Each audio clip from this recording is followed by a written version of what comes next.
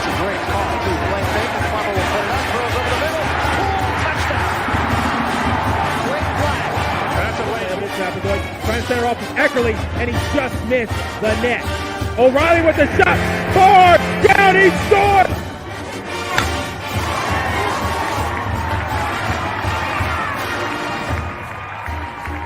Come from behind for a month. Now with the lead, they're getting a little wobbly. Philadelphia, they won't get him. Wow. Edwards pulls up and buries the flag.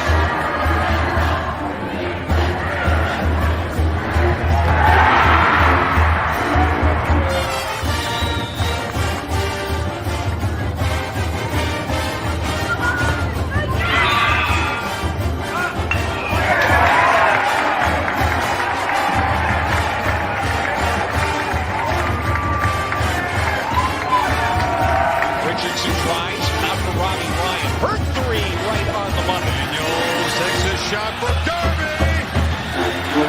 Flag out.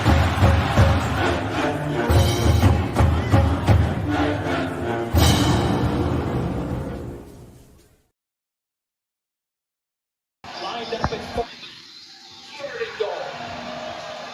Scatterboo up the middle. Sparky strikes first. Touchdown, Arizona State.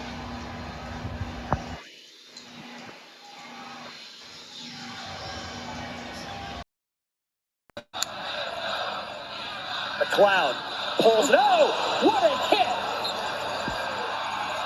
Shamari Simmons pulls the ball to throw it out to their tight end in the flat. And I'm telling you what, Shamari read that, saw it all the way, broke on the ball, and made a big play. Goal. Stovall in motion. Levitt. To run. Sam Levitt. Touchdown, Arizona State.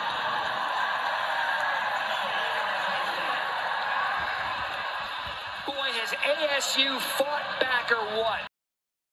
First down, Sun Devil Stovall off.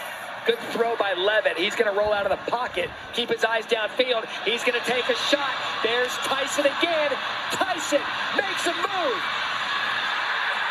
Touchdown, Arizona State.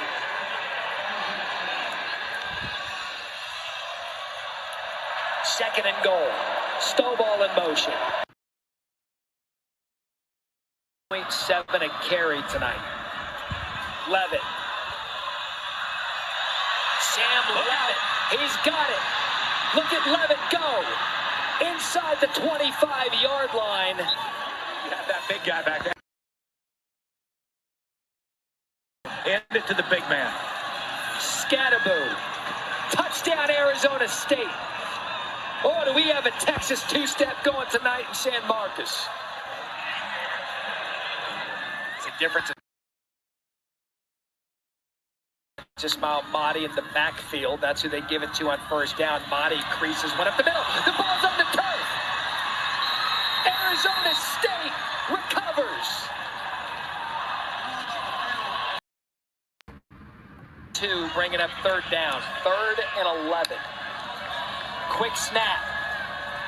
McLeod taking a shot, has a receiver, and it's intercepted. Behind their young quarterback, Sam Levitt. Welcome into Pitchfork Lunch. It's not Victory Monday. It is Victory Friday here. I am Michael Caratino at Diablo00 on X, artist formerly known as Twitter. Check out the show live there every day, Monday through Friday, 12 to 1. Also, my IG, michael.caratino.5. Yes, Pitchfork Luncher. Subscribe to my YouTube at MVC005 on YouTube. And KSRN Radio. We are live all over the world now. You can listen, Sun Devil fans. If you can't watch, I want you to watch because of this first guest I have coming on. But you go to www.ksrnaz.com. You can hit listen live, and Pitchfork Lunch is there along with all the other great coverage that the Casual Sports Network has. But joining me right now, the assistant head coach, a special teams coordinator, and I like to call a good friend because he hasn't thrown me in a recycle bin yet. Charlie Ragle joining me. Coach, thanks for taking the time, man. I know you got back in town late. I know, Saturday's off, mean you can of course, recruit because the coach's job never stops. But man, congrats on a hell of a win and looked like a pretty awesome atmosphere last night, Coach. Yeah, thank you. I mean, shoot, what do you say, man? We're 3-0. You know, life is great when you're 3-0. Just really, really proud of how these guys played in a, short week. Interesting trip. Just to get to Texas State and interesting environment. You know what? But this team was resilient and finds ways to win and be successful and. Just again sitting here where we are after the non-conference 3-0. I love Victory Friday.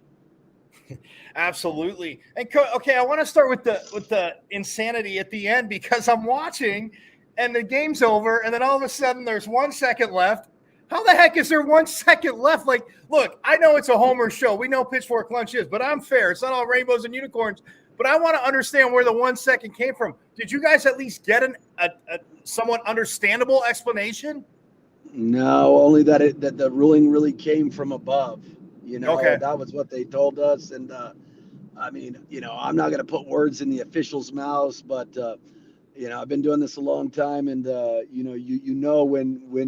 they know, like, this didn't pass the smell test. I mean. You watch that, he took a delayed knee. There was 2 seconds when, the final snap, that game was over with. Just a crazy deal. But at the end of the day, it's a moot point. We got out of there with the victory, and that's all that matters. 100%, 150%. Yeah, I just wanted to get to that first because I was trying to figure it out. I'm like, he didn't go right down. He took a few steps. It's at 0. But anyway, you're right. 3-0 is all that matters. Hey, I got to talk to you about setting the tempo because I know, this year, obviously, defense, coming in the depth, the guys that chose to stay, and we talked about it, at the end of spring ball last year or this past spring. But when you look at having a short-term memory, and I ask you like that because early in the game, the pressures are getting there from the defense. You can see, Woodley fight, Clayton Holmes just literally pushing back the offensive line, but just not getting there, and they're making plays. Now, I understand, obviously, it's encouraging to get there, but what are you saying to them, after they're coming off the field? Because I got to think that, yeah, they're competing, but you got to be frustrated because some of those guys should feel like they should have some sacks. Well, I think, when you understand the game of football, is sacks are hard to come by. Sacks are hard to come by. And, at the end of the day, they're not always going to be, the end result of hard work. And, the one thing that I think our guys understand more than anything is how to work. And that the game is played for 60 minutes. This team understands that. And this team's not scared of hard work. So I think, with Dyron and Vince really coaching those guys and keeping them dialed into this is a 60-minute contest, hey, just keep chopping wood, so to speak. Your time's coming. And those guys did that and made plays in the third and fourth quarter. Yeah, and I talk about setting tone, and I know, Coach Ward said this last year. Coach Dillingham, I know, even talking to you with how Shamari Simmons came back right away off the elbow last year, played in that next game. But you talk about setting the tone, Coach. I played it after the intro, man. That first hit, if that doesn't say hello to the other sidelines, I don't know what does. And then obviously Shamari caused a fumble. Look, I know he's part of the Tillman Leadership Council, but just his growth and just as being an important cog to this defense. But, man, that first hit probably gave you some chills on the sidelines. Well, I just, that's who Shamari is in my mind. When you talk about the Pat Tillman Leadership Council and he's on it for a reason, he's not about, going out there and giving a whole lot of lip service. He's a guy that when you talk about leadership through actions, that's when I think of Shamari, that's who I think of. He leads by example. And, that the hit, yeah, that's a great hit. It's a big hit, but that's representative of who he is to me. Tough, hard-nosed, blue-collar kid that does everything you ask him to do. And, his play speaks for itself. And Coach, you mentioned the short week on the way in. Obviously, at every level, it's always tough. And I mean, Cam talking earlier in the week more so from the recovery standpoint. But and I know as coaches, obviously in prep, you'd always love to have that full week. But when you're winning, I asked Cam this, and you have that momentum. You come off a second win. Is it almost kind of you want to get back on the field a little bit quicker just to keep that momentum and the juice going? I could see why you would say that and think that. And I'm not saying there's not some validity to that, but I think, excuse me, I think in the game of football, it's such a physical game, and the nature of how it's played, it takes a toll on your body when you play two games in 5 days. Right. And, and then you've got to travel on top of that. And I don't think, a whole lot of people think about that. When you get on an airplane and you get to 30,000 feet, that's dehydrating on your body. So you've got to constantly be pounding fluids and eating proper nutrition. There's so much that goes into it just to set your body up for success when you play on that fifth day. So there's a lot of measurables that, they are what they are, but at the end of the day, it's bottom line business, and we came out with the W, however you want to shake it out. And, we sit here today at 3-0, and that's a game that we don't win a year ago.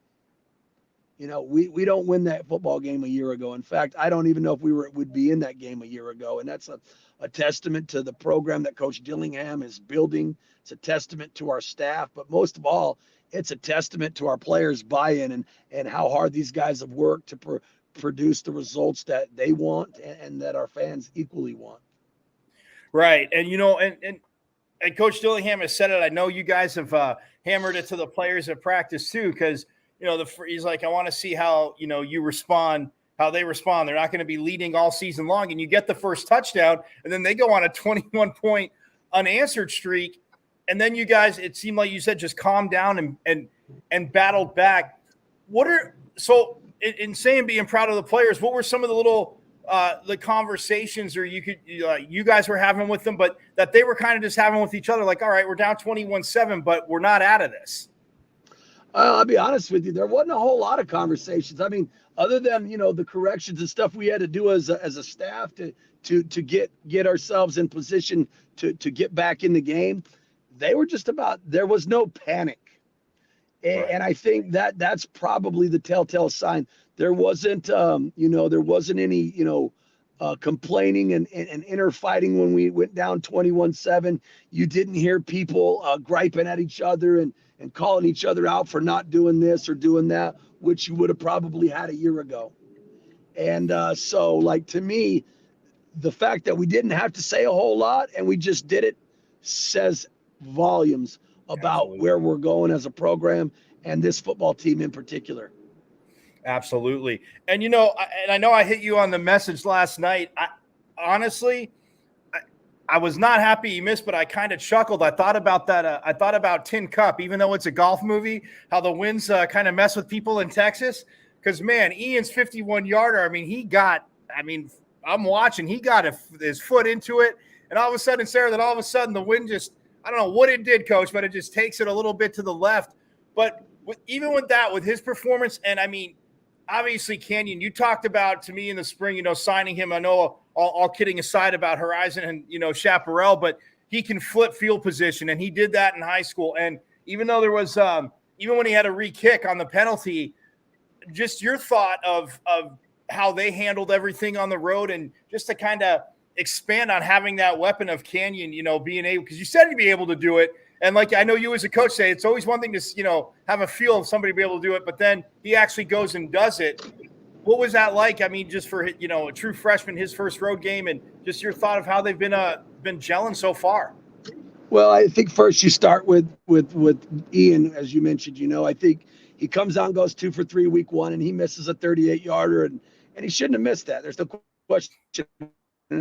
Oh God, the sky's falling. And then he comes back and goes 3 for 3 against Mississippi State and shows people why we brought him here, and 50-yard field goals are hard to make, man. They're coin flips, and the kid's got a leg to make, 55-yard field goals. I think you saw that last week against Mississippi State, and again on the 51-yarder that he missed. And it's really, if you're going to get technical, it's 51.5 because our holds are at 7.5 yards. So we, from snap to hold, is 7.5 yards. So and again, that's part of being a great kicker is playing into those wins and understanding, having to adjust for those wins. And he didn't make it. He had a great leg, but he didn't make it. But what he did is come back and kick the one that we needed to put us up. And that's a glorified extra point. It is, but the angle on that kick is very difficult because you're in a tighter quarters kicking an extra point, and you're not kicking it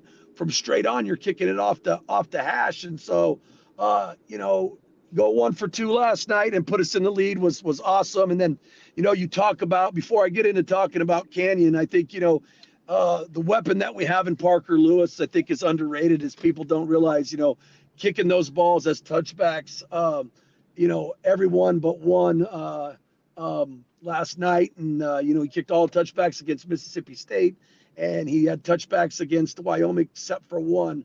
That is a valuable weapon for us that gets, overlooked for sure. And then, obviously we've talked about Floyd and what he's capable of. I think the one thing was hard to recognize in the first 2 games is, he didn't punt till the end of the game, and like, that's hard for a punter to sit around all day and then, be called upon to have to punt.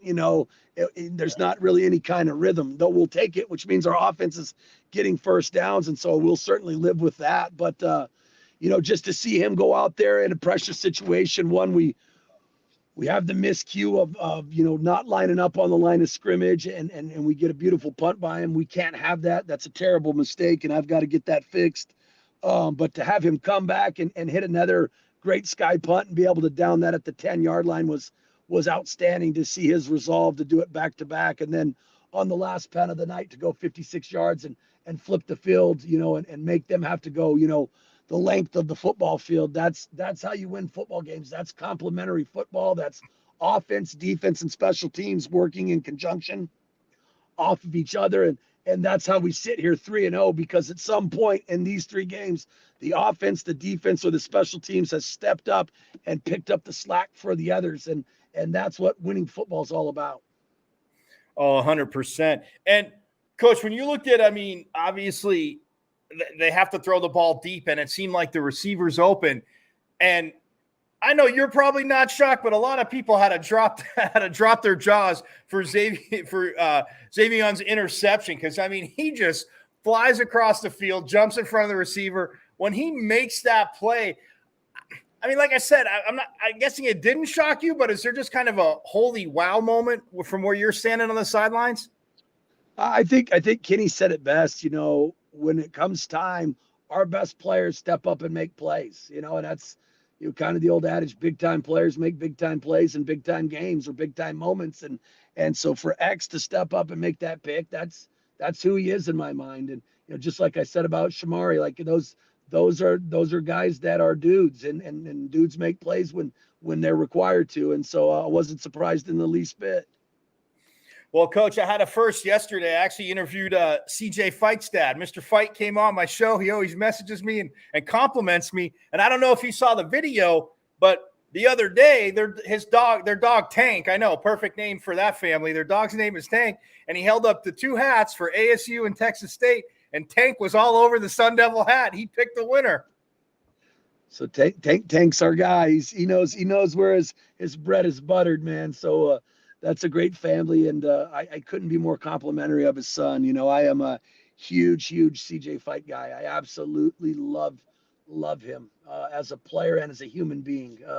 He's one of those kids, and I'm a father, and I have a daughter, and you don't mince these words, when you talk about, that's a guy where you look at and like, hey man, you'd be proud to have that kid as your son-in-law, because he is a tremendous young man. Yeah, no, since the time, and it's funny because, Coach, I asked, and I know you and I have talked about this, not going to get back into it, but, kids that graduate early, it's like you've worked hard, you're still going to work hard, but man, enjoy that last little bit of high school. But he's like, no, man, CJ, mom wanted him to stay for but CJ wanted to get there, start doing the work. And his dad being a coach, he's like, hey, the X's and O's, I get it, getting used to a college campus. But yeah, it was really cool too. I mean, obviously last night I saw, when the captains are coming out, they're all from Texas.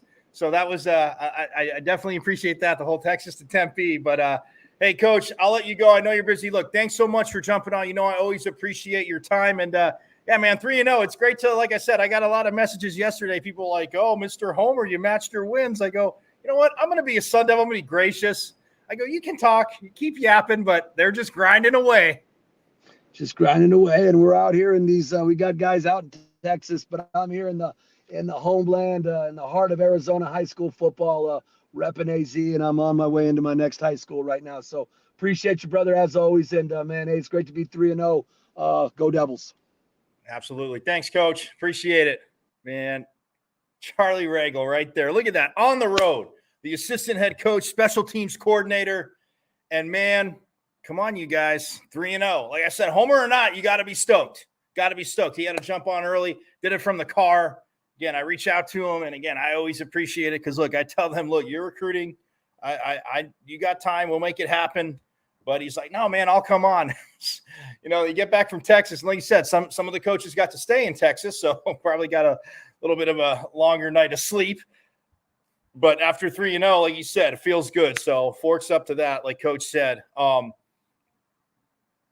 yeah, I mean, look, a lot of you watch the game. Yes, I get it. But I did appreciate Coach Dillingham pulling out the interview on ESPN to Harry Lyles Jr. He's like, I'm just here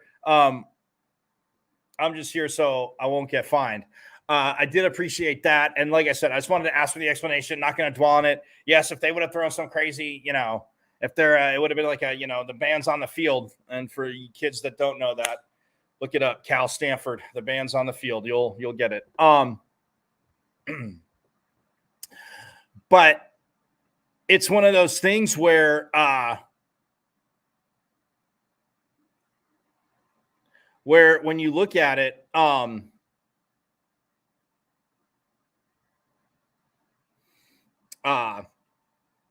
something crazy could have happened. I mean, football's a game of literally like one play, and when you look at it like that,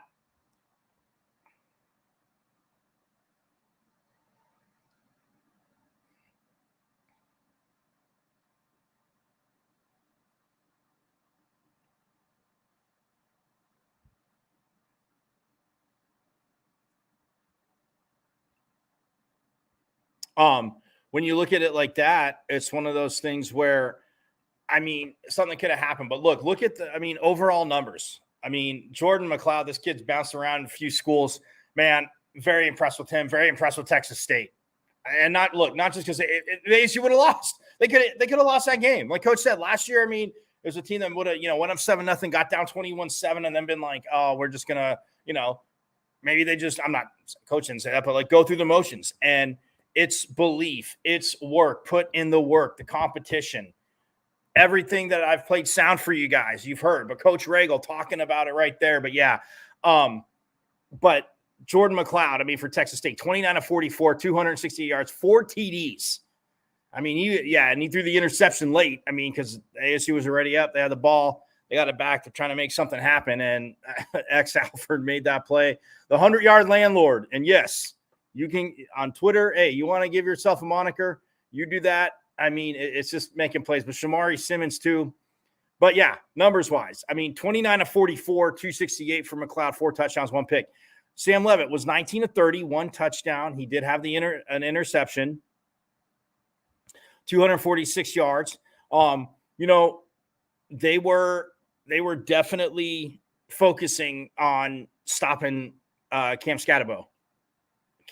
And I mean, they look 24 carries for 62 yards. Yes, a lot different than that number had a 2 in front of it last week, but no, 252 yards last week with 24 for 262 patients, but 2 rushing touchdowns.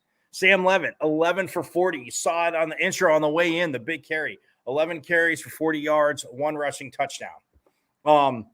Jordan Tyson, man. Yep, a little bit of coming out. 6 for 120. And Coach Dillingham, talks about getting the ball, in his hands. And but 6 for 120 in the touchdown. Shimon Mateer, the tight end who we talked to, transfer tight end, 5 for 57. And then Scatterby with 3 catches for 21 yards. Harpool. Cameron Harpool, man. I wasn't going to – they won, but I'm not going to complain. This needs to be like college with what you're doing, rules, this and that. A lot of this stuff is the same. But this whole crap, like if a receiver catches a ball and it, dives and nobody's around to touch them, that they're down because, man, Harpool makes a hell of a catch and, he's reaching out for it. He stumbles and he's down right there. Nobody was within 12 to 15 yards. So, I mean, I'm not a big fan. And then Melquan Stovall had 2 catches for 15 yards. Xavier Guillory, 1 for 14. And then Raleek Brown had 1 catch for 2 yards and 2 rushes for 1 yard. But, yeah, this defense, I mean, you look at Miles Rouser, who almost got ejected for targeting, but 13 tackles. 13 total tackles. Keyshawn Elliott, yeah, he's a captain, right? Like Coach Dillingham said, he had 12. Shamari Simmons had 7, but, man, blew the play up, caused a fumble. He had 2 tackles for losses. And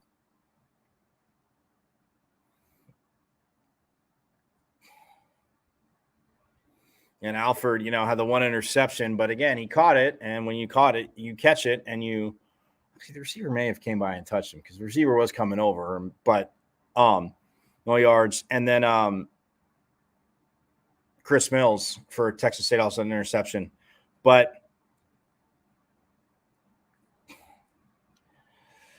yeah, Coach talked about, the kicking game, Ian Hershey 1 for 2, 4 for 4 though on extra points. But the 51-yarder again, and it was like the leg was there. It was 3/4 of the way up on the post as it went. So again, I don't understand how it went that way, but hey, you know what? It's kicking a ball. And Canyon Floyd, 5 punts for 217 yards, up in the average last game. This game to 43.4 yards, 2 inside the 20, and a 56-yarder. But yeah, Parker Lewis, this young man, it's insane because, kicking off when he was at USC, remember he's the only kicker I ever know that got bounced from a game for targeting. So that's one of those things where when you look at it,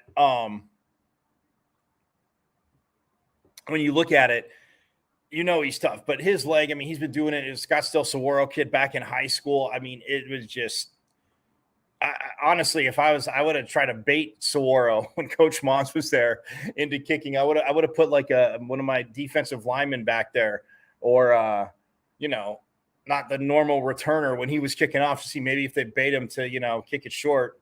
Guy picks it up, it takes off a little bit. No, but Parker Lewis, that is, like Coach said, that is such a huge, huge advantage to have. So, they get the 31-28 victory. They are 3-0 for the first time. Actually, Herm Edwards in that group was 3-0 in 2019. So, yeah, first time since then, and it's been a little bit it's been kind of tough. And, conference play starts next week.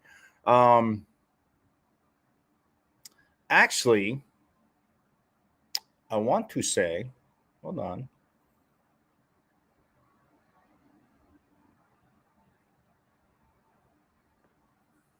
Actually, there is a conference game tonight.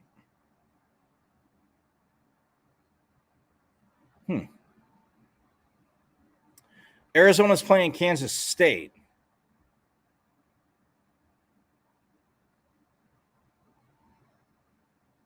So they only had 2 out of conference games. Oh, I don't keep up with that school down. Well, I do. Okay, I fib. But in their scheduling, I don't know if they already had it scheduled because, yeah, I mean, they played New Mexico, who they beat, and then NAU, who they beat but struggled. But K-State, yeah, they opened – they're at Kansas State, and then they're at Utah, and then home for Texas Tech, at BYU, home for Colorado, home for West Virginia. They travel to UCF, then they're home for Houston, at TCU, and then they will host the Sun Devils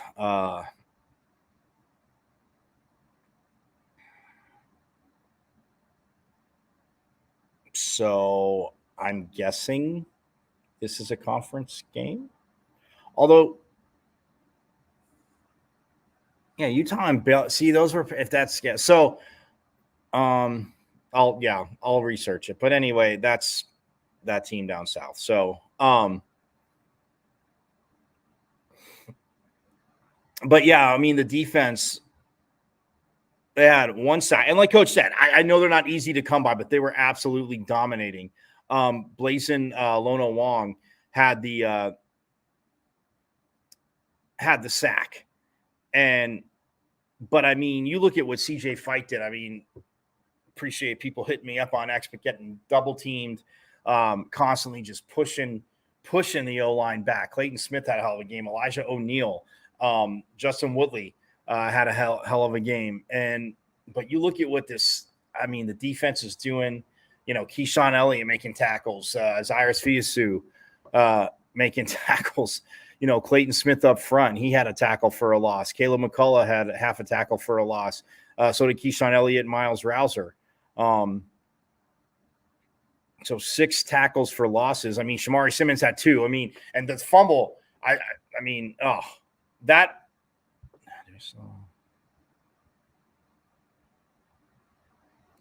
want to say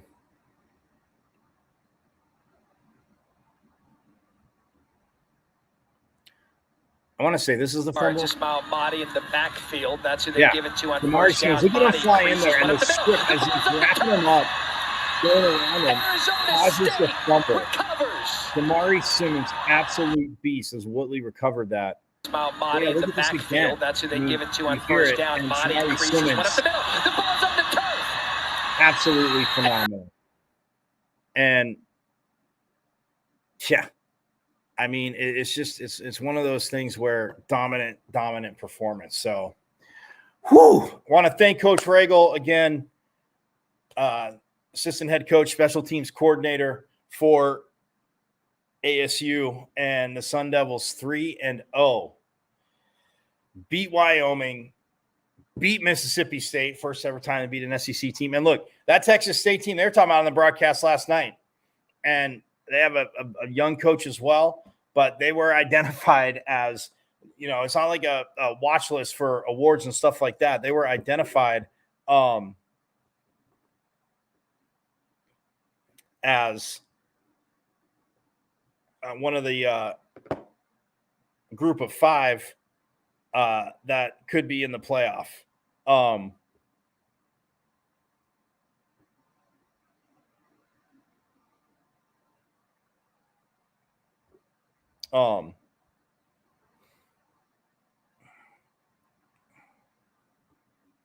So yeah, I mean, that's, again, to me, that's one of those things where the way they played, and you saw McLeod and those receivers, again, I mean, look at, before we go to break though, I mean, just think about it. Like, you had Ismail Mahdi, the running back. I mean, he had and Shamari Simmons caused that fumble on, but 14 carries for 68 yards. McLeod, the quarterback, took off a few times. Again, getting pressured. Sack's not easy to come by. Understandable. But 8 carries for 45 yards. And then you look at Jaden Williams, a receiver, 4 for 75 and 2 receiving touchdowns. Bo Sparks had 5 for 60 and the other receiving touchdown. I mean, look, like I said, if you watch him, you saw 7-0 ASU, and then it's boom, boom, boom, 21-7. And then ASU gets the score. Oh, and then they because they both scored 7 points in the fourth quarter. I mean, obviously it was tied 21 all at half, but ASU scored first, and then Texas State scores. Then to close to the end of the first. Then going to the second, and Texas State gets the first 2 touchdowns, and then ASU gets the last 2 touchdowns. I mean, yeah, Sam Levitt bombed that ball. You saw it to Jordan Tyson. Absolutely beautiful. But I'm going to take a break. We're going to talk volleyball and soccer. Coach Winkworth and his team, man, absolutely battled. I went back and watched the game against BYU, battled, but fell short 1-0. BYU is the first team to score on ASU in the first half this season. And, yeah, BYU has not lost a game in a long time when they're leading at halftime. The coach has been there over 30 years. It's the only coach BYU women's soccer has ever had. So that part, doesn't suck for them. But, yeah, I mean, ASU played good. We'll get to that. And volleyball, little victory for them. Yes, they're in Nebraska playing the Classic. They took on Wichita State yesterday, beat them in 3. But we'll talk more about it. We will. We'll get to it. Going to step aside real quick, and more Pitchfork Lunch coming up.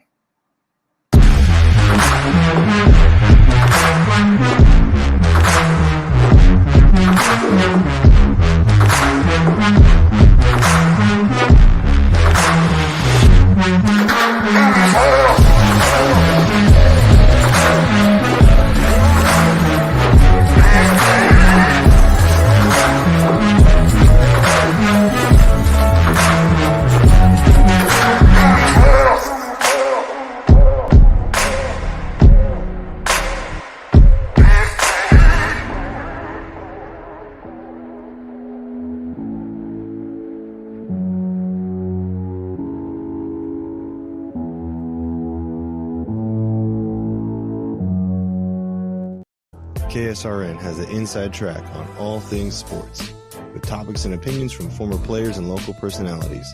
Catch 15-year NFL veteran Ed Smith and Jay Adams on Easy Sports Talk every Saturday. Unfortunately, with this back and these knees, I don't quite have that ability, or at least I use. For all things Arizona Cardinals, tune in Monday nights with Casual E and Sean McConnell. Bird Gang, I know it's another tough loss, but keep encouraged. We miss you, BA. And now you can exclusively listen to former Arizona Cardinal Jeremy Bridges on his show, JB and Benny Blue Review. Exactly. Don't be dumb. Sending the message out to the world. Always relaying that message. Don't be dumb. Yes, your guy, Benny Blue, comedian extraordinaire. Exclusively on KSRN, Casual Sports Radio Network. This is the sound of a racing heart. It's beating a little faster because it belongs to a young child. But this child isn't in the middle of a close soccer game or playing with her puppy in the yard. Her heart is racing because she's just been told she has to move foster homes again. Change a child's story. There's a child waiting for a volunteer like you. Learn how you can help at casaforchildren.org. This is the sound of a racing heart. It's beating a little faster because it belongs to a young child. But this child isn't in the middle of a close soccer game or playing with her puppy in the yard. Her heart is racing because she's just been told she has to move foster homes again. Change a child's story. There's a child waiting for a volunteer like you. Learn how you can help at casaforchildren.org.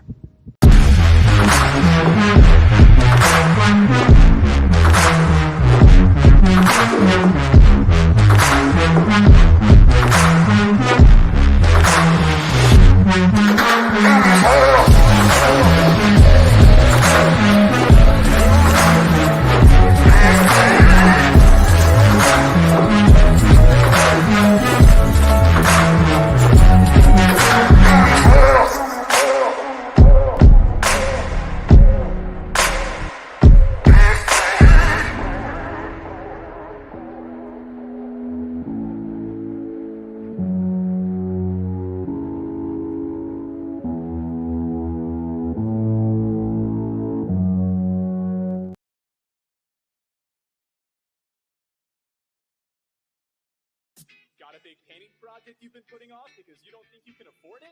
Well, it's time to call the team at Customer First Solutions.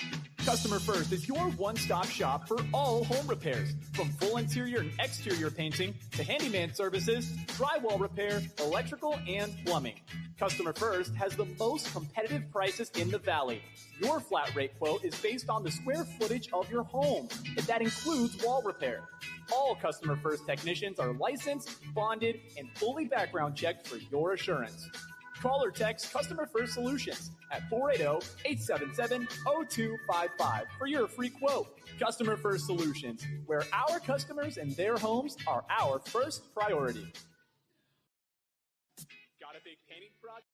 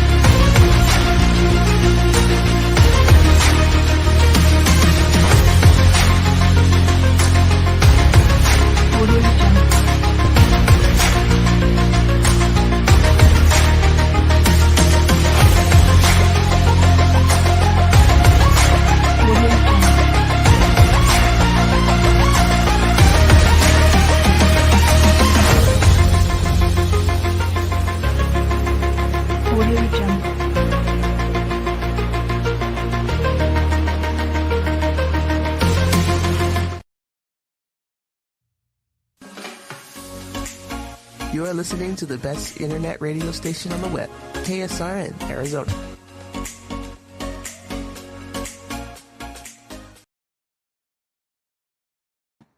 And I am back on Pitchfork Lunch. I am Michael Caratino at Diablo00 on X, artist formerly known as the Twitter, here on Victory Friday. Like I said, for football and volleyball.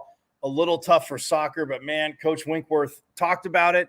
He said it was going to be a crazy atmosphere. If you haven't seen a game in Provo, women's soccer, I mean, it is awesome. And I mean, fans are out, students are out, fans are out, students are out, and it is a great atmosphere for the beautiful game.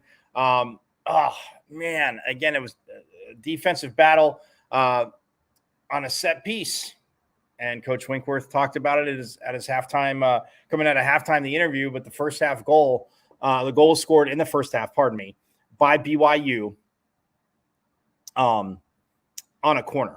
And we'll get to that in a second. But yes, this is Pitchfork Lunch at Diablo00 on X, artist formerly known as the Twitter. You can see, hit me up there, but I see you show live there every day, Monday through Friday, 12 to 1. My IG, michael.caratino.5. And yes, Pitchfork Lunchers, I know, the YouTube channel.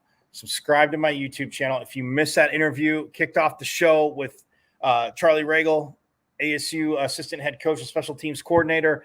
The guy's been doing it for a minute out on the trail in Arizona, recruiting, all that good stuff. Again, go to YouTube. You see my name, Michael Caratino, but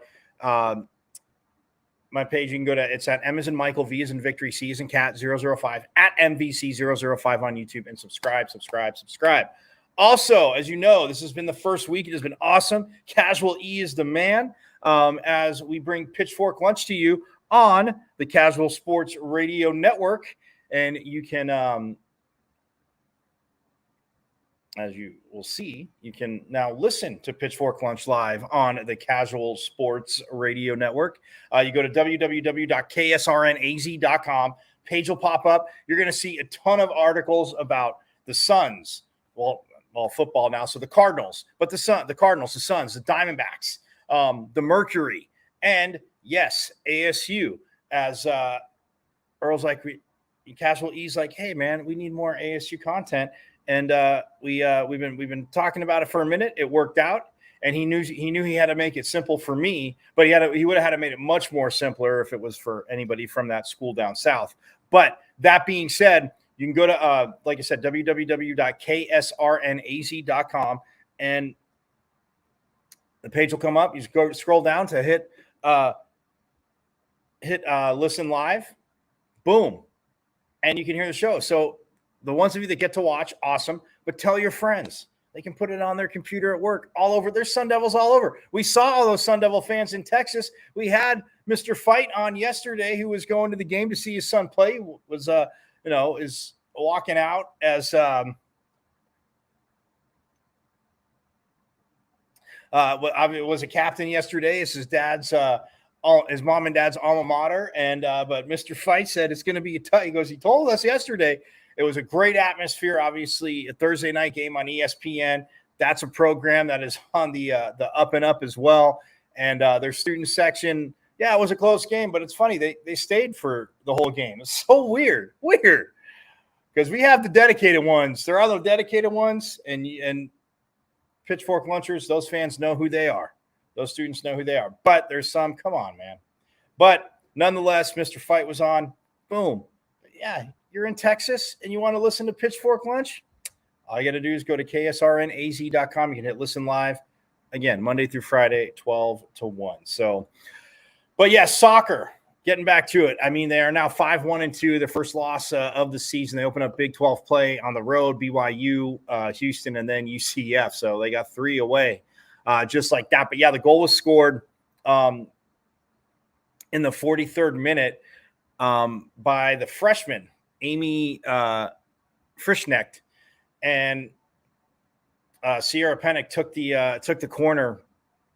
And again, ASU, how did they win the game against Utah Tech? It was on a set piece, but just traffic in front of Pauline Nelson, who made some phenomenal saves. Sun Devil fans, when Coach Winkhorst says he has the best goalie in the country, she proves him right a lot. It's her play. His words, yes, can say it. He like he said, he'll argue that with anybody. But her play shows that there are some phenomenal saves. When you look at ASU, I mean, just a total of 8 shots, but only 2 on goal. Coach Winkworth, again, that's something he addressed after the Utah Tech game, but still, nonetheless, 22 shots on goal, 22 shots for BYU, 9 on goal though.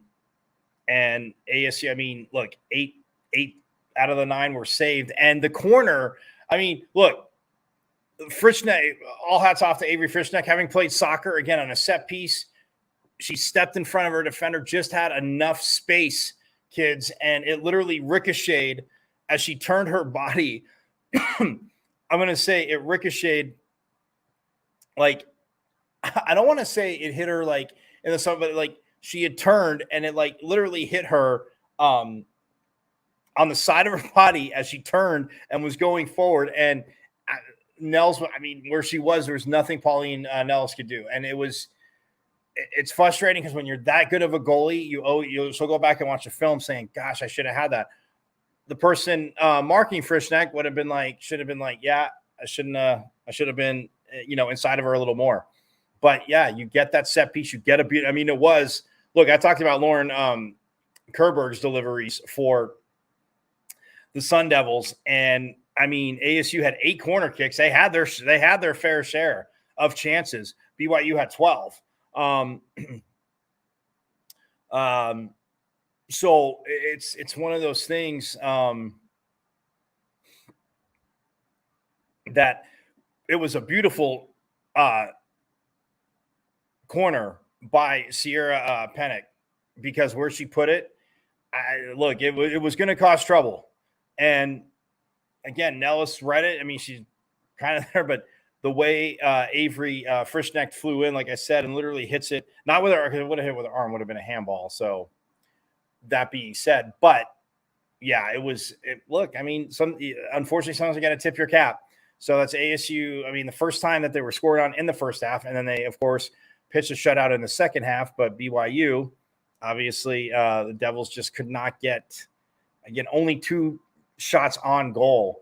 But I mean, Coach Winkworth has no problem shifting like their formations and stuff like that. So like, that's one of those things where, I mean, man, it's, and they adjust to it well. I mean, when you have players up front, like an Anasia Cologne, like,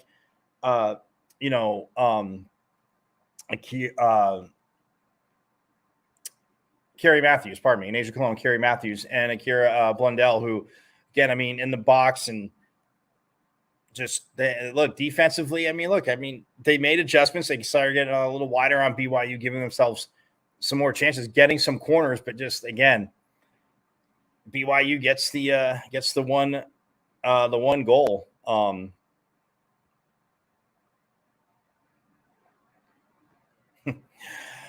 I mean, you look and Freshnick's a center back anyway. She's obviously a little bit of a taller center back. So on set pieces, especially corners, you'll see it a lot. Those that have played understand, but like you'll see one of the defenders maybe come up, and again, she came up and one shot on goal and one goal.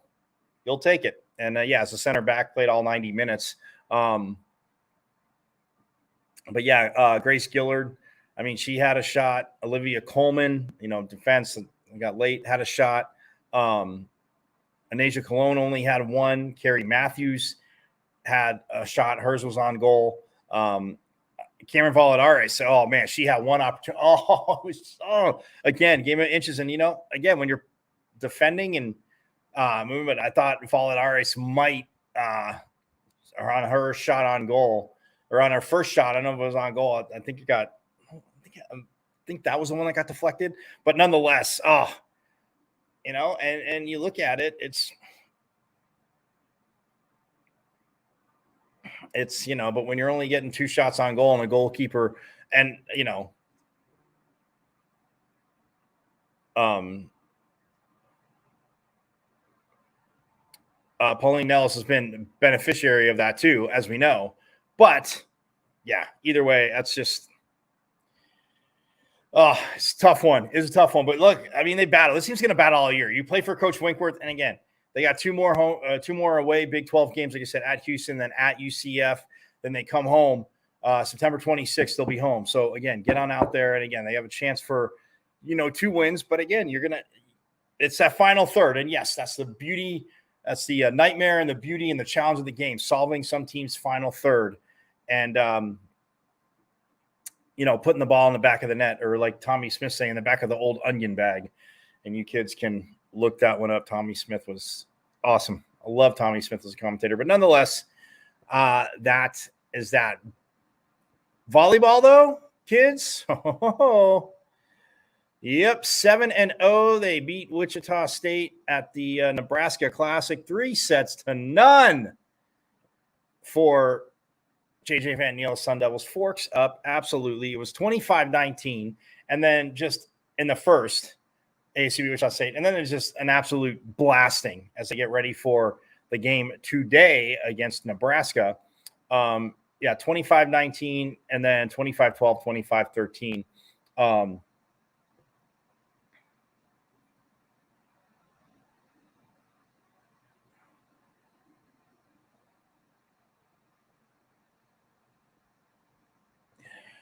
Bailey Miller leading the team with kills. She had 13 for the match.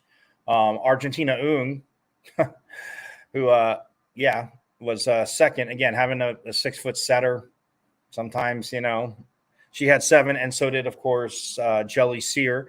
Aces, hello, Jillian Neal, who, as you Sun Devil fans remember, talking to Coach Van Niel, she kind of came on after non-conference play last year and even a little bit into conference play, but what she could do at the service line. So Jillian Neal, 4 service aces yesterday. Bryn Koval had 3. Claire Jeter, of course, we know she can do 2, had 1. Blocks, Savannah Cajoldi had 6. Jelly Sear had 3. Argentina Ung, had 2. And assists, of course, Argentina Ung had 27. Bryn Koval had 6. Mary Schroll had 3. Diggs, Mary Schroll, libero, 14. Jelly Sear, again, playing all 6 rotations because why? Well, we saw last year. But 10 digs for her, and then Shania Cromartie had 6. So, just, again, absolutely.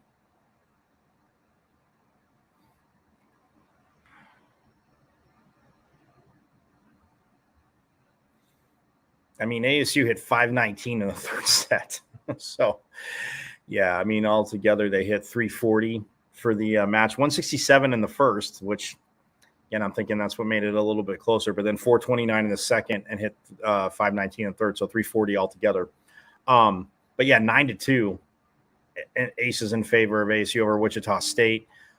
Gotta love it. Gotta love what they are doing. And now they have number 5, Nebraska, as they are number 14 going into this. So number 5, Nebraska at 5 p.m. On the Big Ten Network.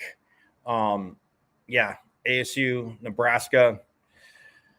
Look, I mean, it's a measuring stick, you know, and this is a team, obviously a Sun Devil team that beat Stanford last year. I mean, they lost to Stanford up in Northern California, but then came here and swept Stanford in 3. They also swept the number 5 team last year when the Ducks were number 5. They were up in Eugene and bounced them in 3. So, look, yeah, a little bit different of a team, but, you know, Coach Van Neal, the calmness. I mean, yeah, you'd probably be a little amped up early on. I mean, how could you not? And look, not that they're not up for matches. I'm just saying, we all know it's human nature. You're playing the number 5 team. Nebraska's had that. I wish in the football stadium, get 90,000 people out there like they did last year. Nebraska, wasn't for a tournament, it was for a match, but against Creighton. Absolutely awesome. That is phenomenal. And if you didn't see the highlights, go check them out, kids. I got to say that to you. So Nebraska at 5 p.m. local time tonight. So also that team down south does play Kansas State tonight. Yes. Kansas, it's in Manhattan, right? Yes, they are on the road in Manhattan. But again, I think this might be like Utah-Baylor. It was scheduled. So it's a non-conference game. Yeah, that's what I'm guessing because it was already scheduled. Like, say ASU and Oklahoma State, because they played obviously the last 2 seasons, but say they had just played the first one last year, and then they come to the thing, that game would have been, the second week, but it would have been non-conference. So that's why I think Baylor and Utah, and Baylor probably is all for it. It's a non-conference game. So I'm guessing this was scheduled. So, but it's at 5 p.m. Local time on Fox if you want to see two little cats go at it.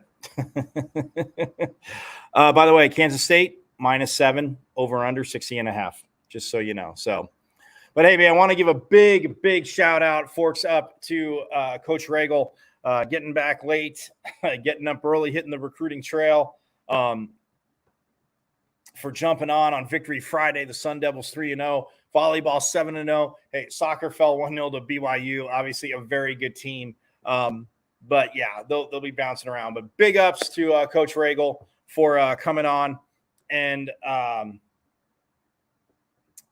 taking a few minutes on Victory Friday here on Pitchfork Lunch. And again, if you missed it, hit me up on X at Diablo00, the artist formerly known as Twitter. Hit me up there. You see the show live there every day, Monday through Friday, 12 to 1. My IG, Michael.Carrotson.5. And please subscribe to the YouTube channel. It's at M as in Michael, V as in Victory, C as in Cat 005 on YouTube.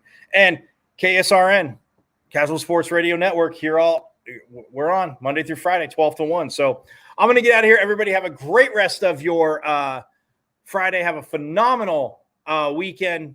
And check out volleyball tonight against Nebraska. And yes, you guys know it. It is a Sun Devil State. And as always, forks up. I went to Arizona State. Right. I'm a Sun Devil, man. The 27-yard line. That's a great call. Play fake. Bubba will put it up. Throws over the middle. Touchdown. Quick flag. That's a way. Trying to center off with Eckerly, and he just missed the net. O'Reilly with the shot. Far down. He scored.